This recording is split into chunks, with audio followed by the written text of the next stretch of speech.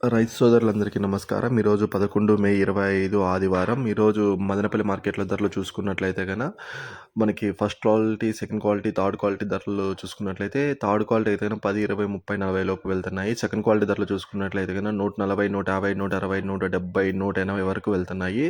ఇంక first class చూసుకున్నట్లయితే 190, 200, 210, 220 వరకు వెళ్తున్నాయి. ఓవరాల్‌గా మదనపల్లి మార్కెట్‌లో ఈరోజు సూపర్ టాప్ చెప్పాలి అంటే 250 వరకు వెళ్తున్నాయన్నమాట.